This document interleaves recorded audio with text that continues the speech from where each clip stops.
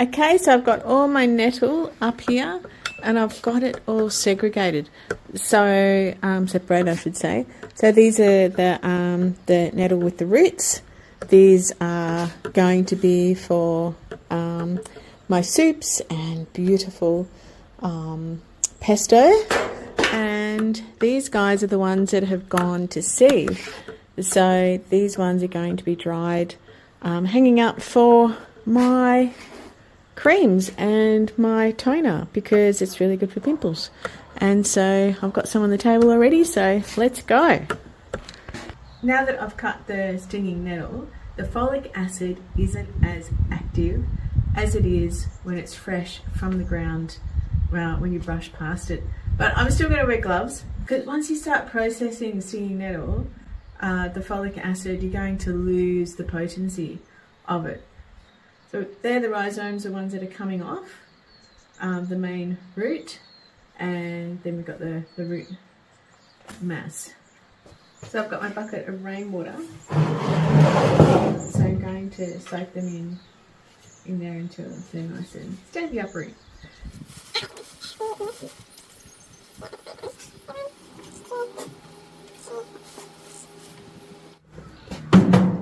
So now I've got a sort. So we want to get rid of all of the matter, organic matter that is not stinging nettle, and like the mulch. And what I'm going to be doing is cutting off the roots because I want to dry the roots. So any root's going to go there, nettle there. So the good thing about stinging nettle, it's got vitamins A, C and K in it, which is like vitamin C, of course. It's something that we don't produce, so we need to get as much vitamin C into us as we can, and consuming stinging nettle is one of them. So the minerals are iron, calcium and magnesium. So magnesium, we all know, is fantastic for period pains. It's really good for menopause as well.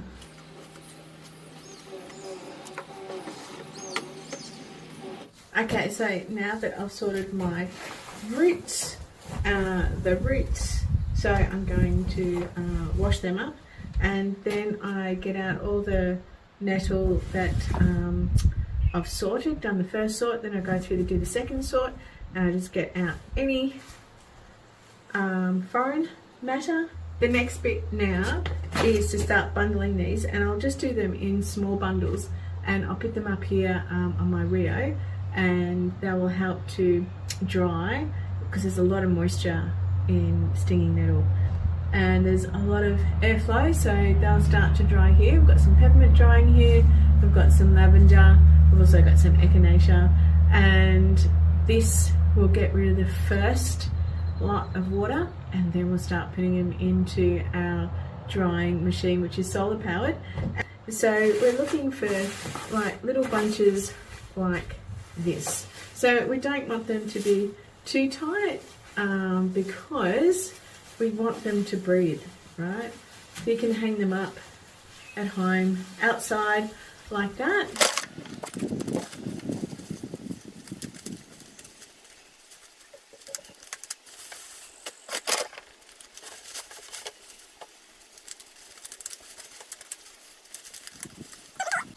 Like to give them a little bit of a shape, and that just gets rid of any dirt, and with the wind too is going to help with that as well. All done. So on this side I've hung all of the nettle for my skincare. So these are the guys that have gone to seed, and these are all the consumption nettle. So these ones are all ready to go. So tomorrow I'm going to process some balms and some tea and show you how to do all of that. How wonderful, hey? So these have been drying overnight, so a little bit of the water content has come out, which is fantastic. That's what we want. So I'm going to take 2 of these in and put them into our dehydrator. And this is our wonderful herb drying machine. So that's all the nettle in there. We've got a little bit of borage in there as well. And this is all 100% standalone solar powered as well. So here we go. We close him up and we're going to run him overnight.